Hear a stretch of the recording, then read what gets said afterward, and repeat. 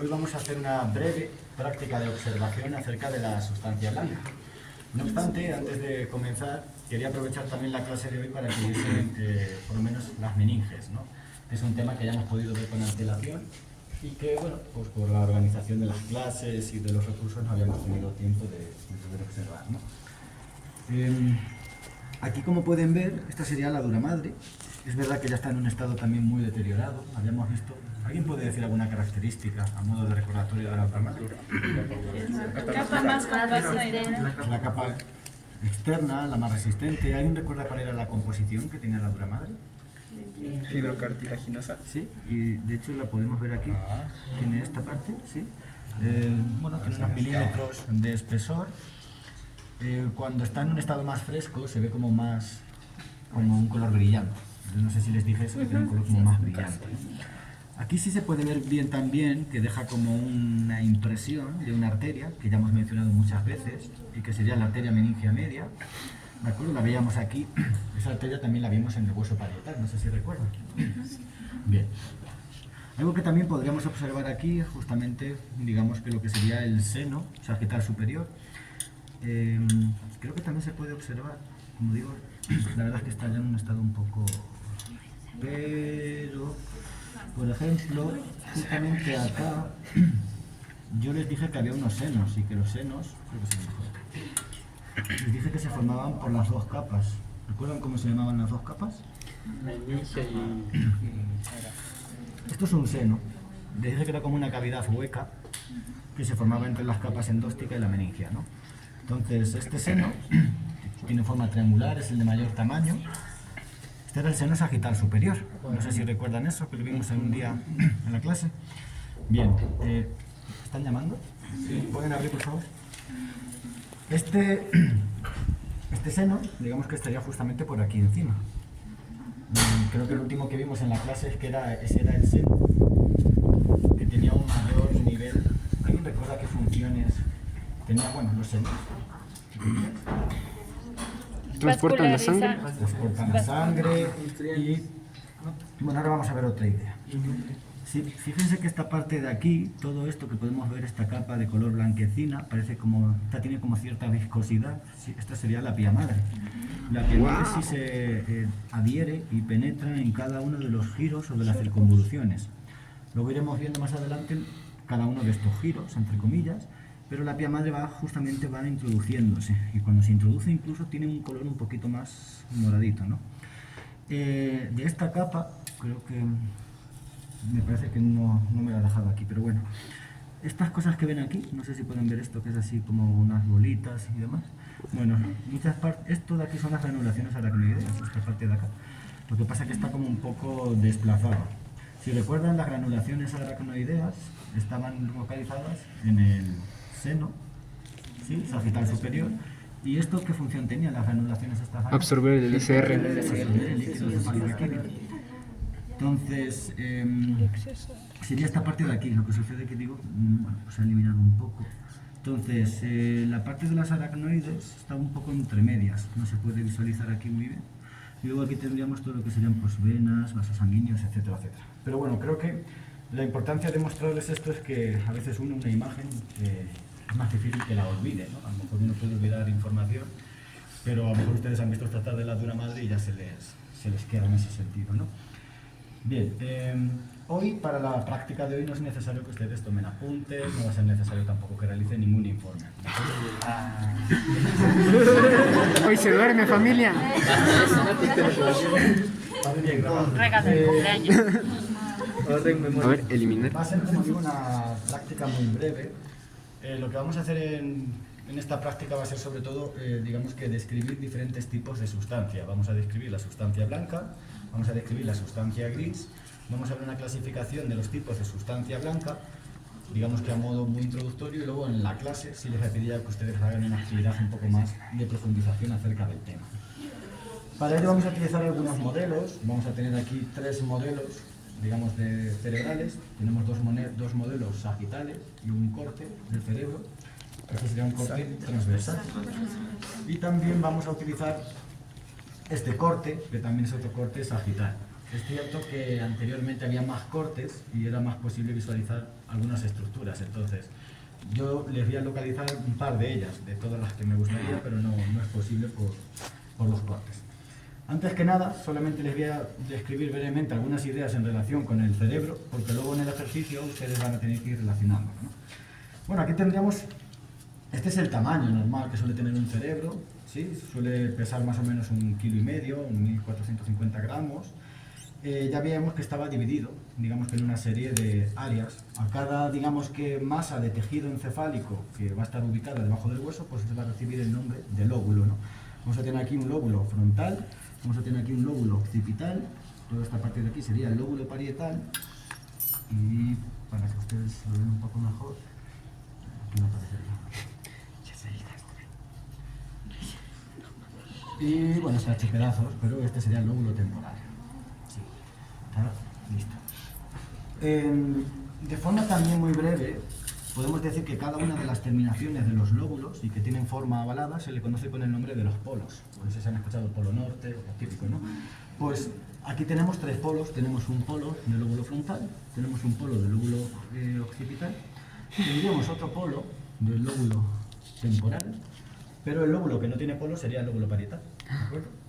Siguiendo un poco la terminología así geodésica y demás, como ustedes saben, tenemos 2 hemisferios, ¿sí? Sería el hemisferio cerebral izquierdo, el derecho.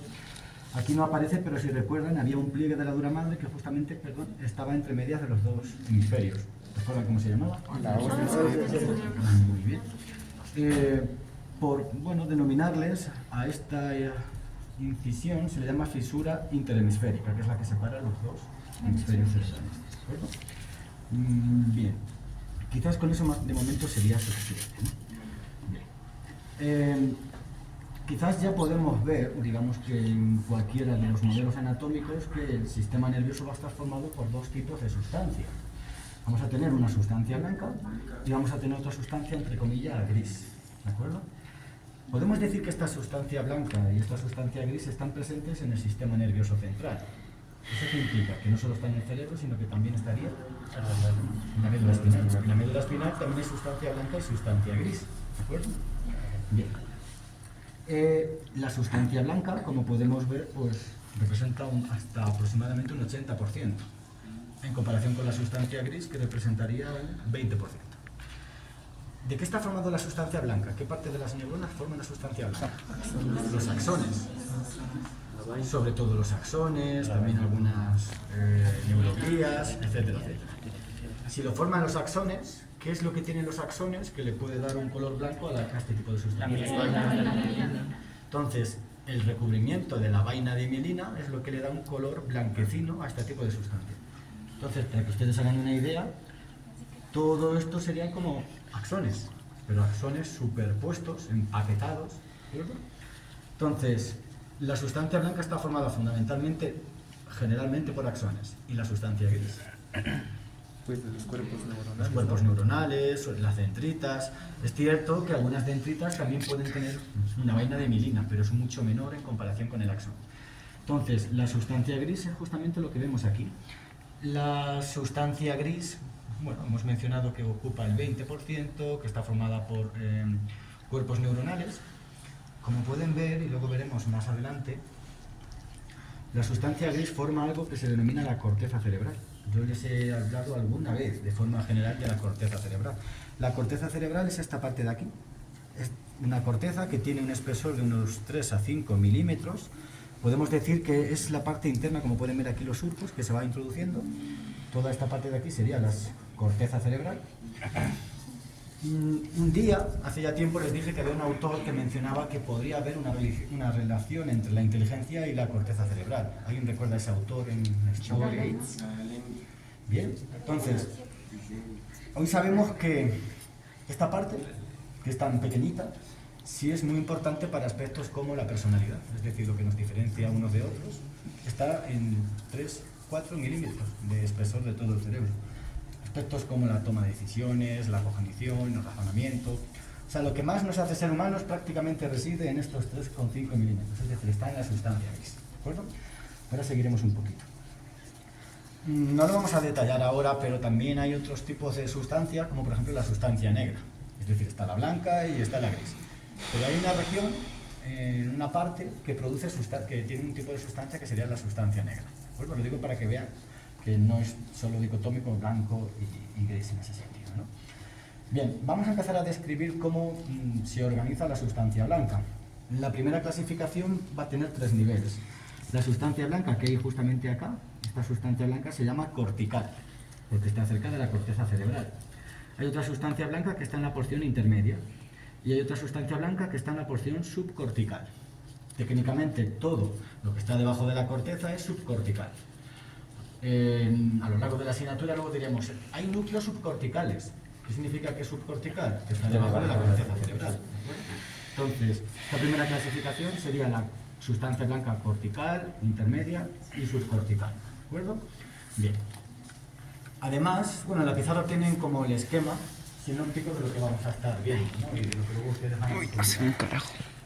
La sustancia blanca se va a poder organizar en diferentes vías. Vamos en primer lugar a definir 3 aspectos. Vamos a definir lo que es un tracto. Un tracto... Hilos nerviosos. Sí, son muy bien, son hilos nerviosos. Podríamos decir que es como una colección de axones. Imagínense que todos los axones fuesen como hilos, como si fueran el cordón de las zapatillas. Pues cuando todos los hilos, todos los axones, se unen y forman un cordón, eso se va a denominar tracto. La peculiaridad que tiene un tracto es que siempre va a salir de un sitio y va a llegar a un sitio. Sería como decir que siempre sale un autobús de Riobamba y llega hasta Quito. En un tracto la información siempre va de un sitio y llega a otro sitio. ¿De acuerdo? Pueden haber otras vías que no salgan siempre del mismo sitio, como por ejemplo lo que serían los fascículos. Un fascículo es una colección, una agrupación de axones de sustancia blanca, pero pueden salir de diferentes sitios. Por ejemplo, hay diferentes autobuses, uno de Ambato, otro de Riobamba, otro de La Tacunga, y pueden llegar a Quito. O puede ser al revés. Puede ser que un autobús que sale de Riobamba luego tenga varias paradas. Puede parar en Ambato, en La Tacunga, etc. Entonces, un fascículo se diferencia de un tracto, que un tracto siempre sale del mismo sitio y llega al mismo sitio, la información. Y los fascículos no, a veces salen de un sitio, llegan a otro sitio, es decir, tienen distinto origen y distinto fin. Luego tenemos lo que son las comisuras. ¿Alguien puede poner un ejemplo de una comisura en el cuerpo? ¿Una comisura?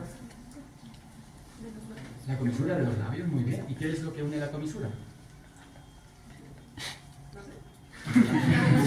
Los labios, ¿no? Une el labio superior y el labio inferior, ¿no? Entonces, ¿en el cerebro qué será una comisura? Una unión. Una comisura va a ser, igualmente, aquí podríamos decir lo mismo, pues es una agrupación de axones de sustancia blanca o una de sustancia blanca que se van a encargar de unir 2 partes. En la clase anterior yo les dije el ejemplo de una estructura que se encargaba de unir 2 partes. ¿Alguien recuerda cuál era? Cuando les expliqué el sistema ventricular les dije que había algo que unía 2 partes. ¿Las cisternas? El cuerpo calloso. Ahora lo vamos a ver. Pero el cuerpo calloso es una comisura, porque se va a encargar de unir información de 2 sitios. ¿De acuerdo? ¿Hasta ahí bien? Listo. La sustancia blanca la vamos a dividir en 3 tipos de vías. Hay unas fibras que son de asociación, hay otras fibras que son de proyección y hay otras fibras que son comisuradas. Las fibras de asociación lo que hacen es que van a conectar información solo de un mismo hemisferio. Por eso se denomina que tienen una comunicación intrahemisférica. Las de asociación solo va a comunicar información de un lado. ¿De acuerdo? Las fibras de proyección ustedes quizás lo pueden deducir. Un día yo les explicaba que había neuronas sensoriales, había neuronas motoras, había neuronas locales o interneuronas y había neuronas de proyección. ¿Alguien recuerda cuando explicamos ese tipo? Como más o menos que reciben y reflejan la acción dada por un agente externo, más o menos. No exactamente. Conectan 2 distancias largas. Son largas, es decir, las interneuronas son cortitas. Es como se comunica la información de un compañero a otro, y las de proyección es como si usted y yo, que estamos más lejos, nos estamos comunicando. ¿De acuerdo? Entonces, estas fibras de proyección lo que van a hacer normalmente es como que la información la van a comunicar de arriba hasta abajo. Las de asociación solo de un mismo hemisferio, pero las que son de proyección son como verticalistas, es como si...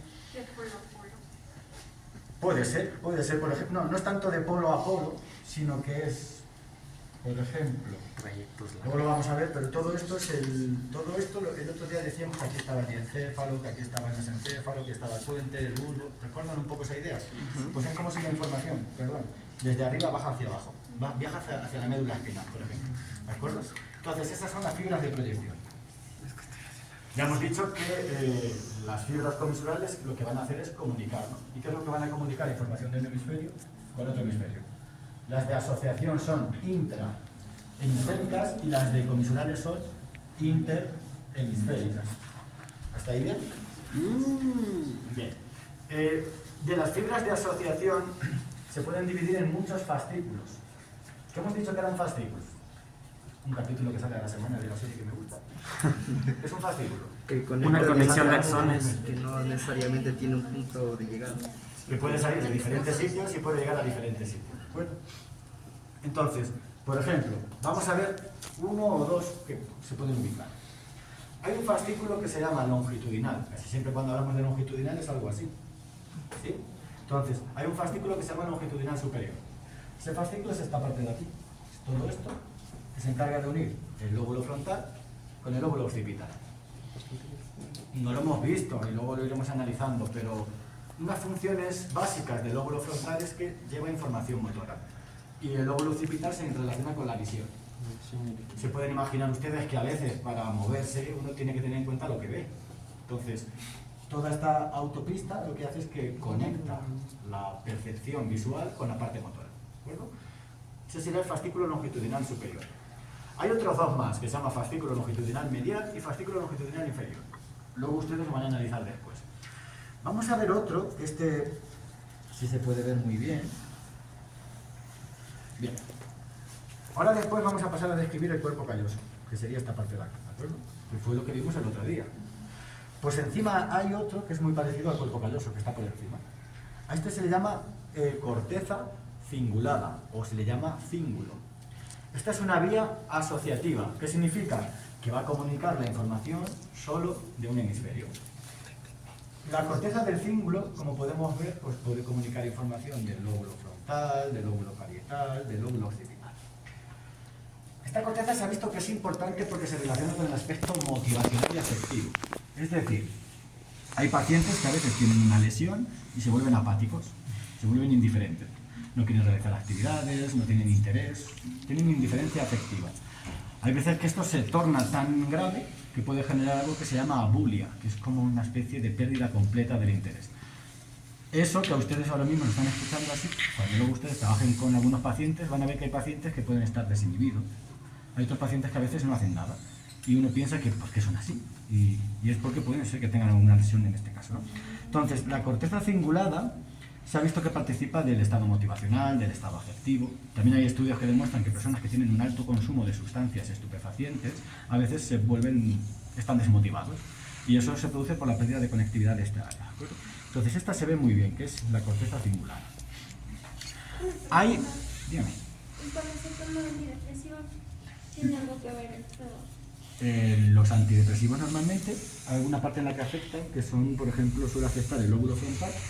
Por ejemplo, nosotros luego lo vamos a ver, pero la fábrica del neurotransmisor relacionado con la depresión está como aquí, en el puente, es donde se produce serotonina. Entonces, cuando no hay suficiente serotonina en el cerebro, bueno, esa es una hipótesis, la hipótesis de que cuando hay poca serotonina la persona tiene depresión. Lo que hacen los antidepresivos es intentar aumentar los niveles de serotonina en algunas regiones, como por ejemplo en el lóbulo frontal. Cuando alguien no para de darle vueltas a las cosas, diciendo que no soy capaz, que no puedo, que estoy triste. A veces ese sobrepensamiento se produce por las áreas frontales. Entonces, entre comillas, los antidepresivos lo que intentan es que aumenten los niveles de serotonina en esas regiones. Pero la fábrica de la serotonina no está ahí. La fábrica de la serotonina está acá. Lo que pasa es que la serotonina luego viaja, se proyecta, viaja hacia diferentes regiones. Bueno, bien. De las fibras de asociación hay muchas más, pero no les puedo ubicar. Les voy a ubicar brevemente algo de las fibras de proyección. ¿Alguien me puede recordar qué significaba o qué hace referencia a las fibras de proyección? ¿Transmite la información? De arriba a abajo, ¿no? La presión Vélez, ¿no? Listo. El ejemplo que vamos visualiza aquí parcialmente. Este código está muy, digamos que muy lateralizado, pero hay dos estructuras. Hay una que se llama corona radiada, que es esta parte de aquí, aunque no se ve muy bien, que es como un abanico. Hay aquí una parte que tiene forma de abanico. Y justamente en la parte inferior hay como un pequeño bracito y que forma lo que sería la cápsula interna. Pues bien, ¿qué es lo que hacen esas dos regiones? Por ejemplo, aquí tenemos una corteza que luego iremos analizando y que se llama la corteza motora. Para que ustedes hagan una idea, cuando quiero mover algo, la información desde aquí se ordena, desde la corteza motora. Esa información viaja a la corona radial, la que está aquí, y que tiene forma de abanico. Esa información viaja por la cápsula interna y luego esa información sigue bajando hasta que llega a la médula espinal. Entonces, esa información, ¿quién da la orden? La corteza motora, que está en el lóbulo frontal. Esa da la orden de hacer el movimiento. Pero esa información, para que llegue a la médula espinal, tiene que ir bajando. Entonces, el ascensor, uno de los ascensores motores, es la corona radiada y la cápsula interna. ¿De acuerdo?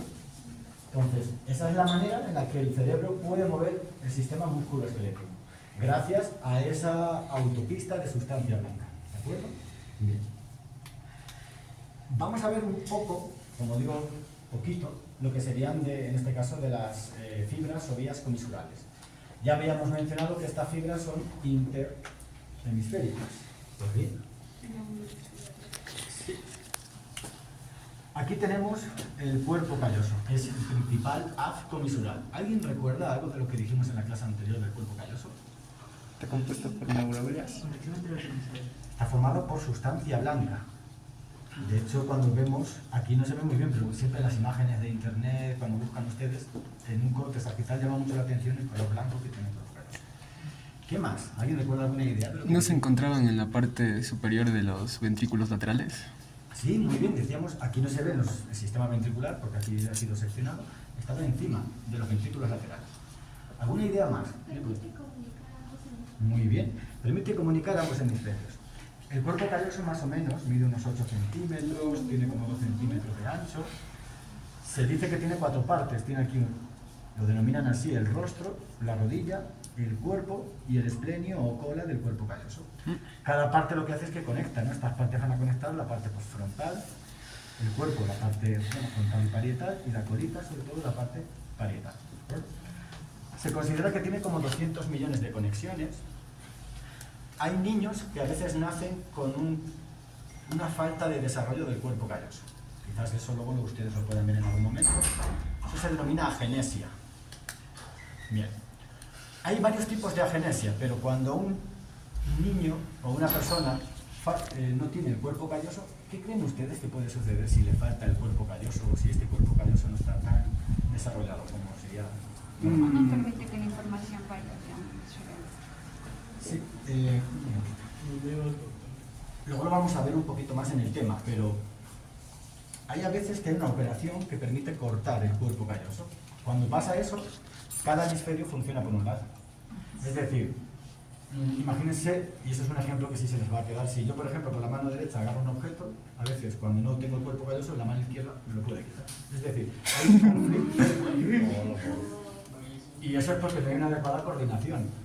Como digo, quizás lo veamos un poquito más, pero es para que entiendan que a veces la coordinación motora, sensitiva, ¿de acuerdo? O esas órdenes que se transmiten a veces pueden fallar si está alterado el cuerpo calloso. ¿Este qué corte es? Transversal. Pues bien, lo más fácil para identificar el cuerpo calloso es un corte sagital, que sería esta parte de aquí. Pero en un corte transversal el cuerpo calloso es esto y esto. ¿De acuerdo? Creo que esta parte la denominan forceps menor y esta forceps mayor. El forceps menor uniría parte frontal y el otro la parte que sería occipital. Si le damos la vuelta, pues como vemos aquí el cuerpo calloso. Uy. ¿De acuerdo? Como puzzle. Aquí. Acá. Para la cara. Wow. Es que por eso digo, les puedo explicar a veces muchas cosas, pero verlo. ¿Es el cuerpo calloso? Sí. Pero dando la vuelta. Se ve bien. No, si no se va a ver. No, ya que era eso. Pues. ¿Estás listo para una estofada? Pero también es ahí. ¿Sí? Es como un elástico. Ah, lo que tirar conectes. Bien, les voy a decir los resultados de un estudio de investigación que realizaron una vez. Una vez realizaron un estudio y compararon cómo era el tipo de procesamiento que tenían entre hombres y mujeres. Es un estudio. Cuando uno analiza, cuando uno investiga, no puede quedarse solo con la idea de un estudio. Pero bueno, yo les voy a decir la idea de un estudio. Parece ser que según ese estudio concluyeron que en el género femenino había mayor nivel de conectividad interhemisférica. Es decir, por alguna extraña razón, decía que en el caso de las mujeres había más comunicación entre los hemisferios. No sé si es por eso, porque las mujeres a veces hablan más, o necesitan comunicar más. Todo esto es un estereotipo. Pero lo cierto es que decían que obtenían mejores resultados en pruebas de inteligencia emocional. Pruebas que requieren la percepción, comprensión y reconocimiento de emociones. Eso es un estudio, como digo, no tiene por qué ser la verdad. Ese mismo estudio mencionaba que en el caso de los hombres había más comunicación intrahemisférica, había más como comunicación de las fibras de asociación. Parece ser que eso era una evidencia que demostraba por qué a veces en el caso del género masculino a veces tienen más tipo de interés por tareas que pueden ser de tipo motor, de tipo de desafíos, de tareas basadas en el cumplimiento de objetivos o tareas que requieren una ejecución. Es cierto que hay muchas características que son iguales. Quizás un día a lo mejor les ponga algún video para analizar cómo es la diferencia del cerebro en función del género o cómo es el cerebro femenino. Que bueno, sería difícil, ¿no? Pero un misterio. Ahí lo veremos un poquito. Entonces, para concluir la clase, este es el cuerpo calloso. Aquí tenemos también, es esta parte de aquí. Aquí hay otra comisura que se llama la comisura blanca anterior. También conecta los dos lados. Aquí está la comisura blanca posterior. Es decir, las comisuras principales son la comisura blanca anterior, la comisura blanca posterior, el cuerpo calloso. Hay otra que falta ahí y la última que les voy a indicar, un poquito aquí, y que sería este triangulito de aquí. Este triangulito de aquí lo que hace es comunicar, aquí no se ve muy bien, pero dentro está el hipocampo. Creo que algún día hemos dicho algo, luego lo veremos, pero creo que algún día hemos dicho algo del hipocampo. Memoria. Muy bien. Pues hay otra parte del cerebro que comunica la información del hipocampo derecho y del hipocampo izquierdo. Habrá que analizar por qué la memoria tiene dos representaciones o tiene dos áreas anatómicas.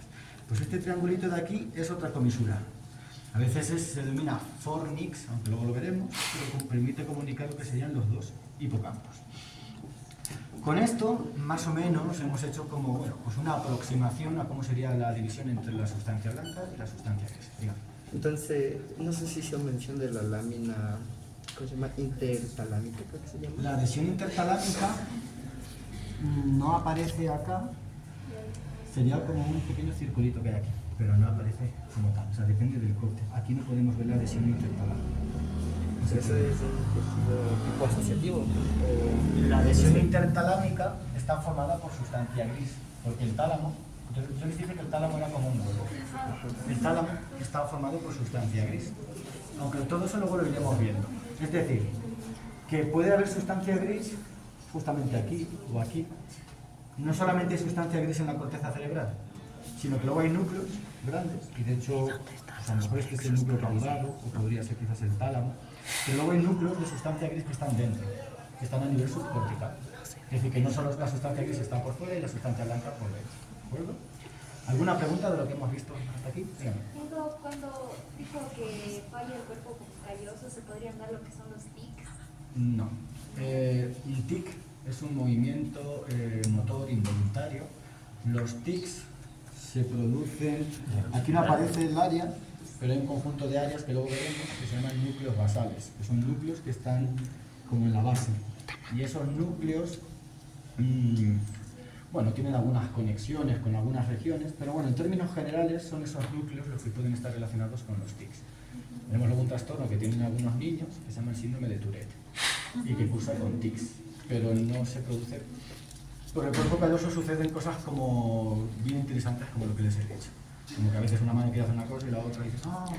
Entonces ahí hay como un conflicto Pero luego hay muchos trastornos que se denominan por desconexión interhemisférica. Quizás investiguemos algunos de ellos.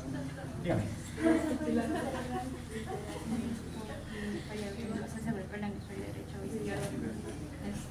La parálisis cerebral puede ser una alteración del desarrollo.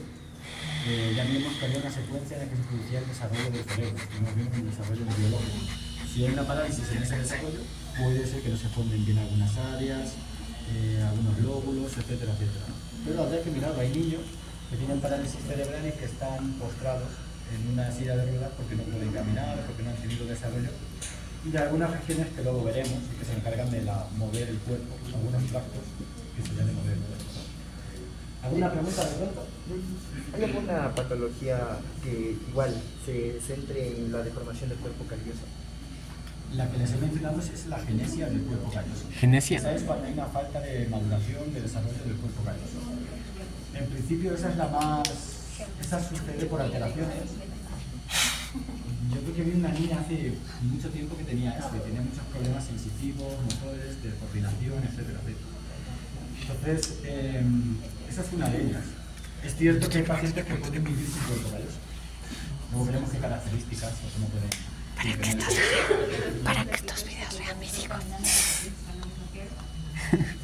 Todo es por ustedes, hijos. O sea, bueno, si alguien Yo se aprendí del cerebro. El no, Simon no, Freud estaría en la cosa de voluntarias. O sea, el cuerpo calloso no se encarga de coordinar. Sí, Bien, listo. Sigmund Freud. Lo vamos a dejar aquí, voten por favor el equipo y nos vamos a trasladar a la otra clase.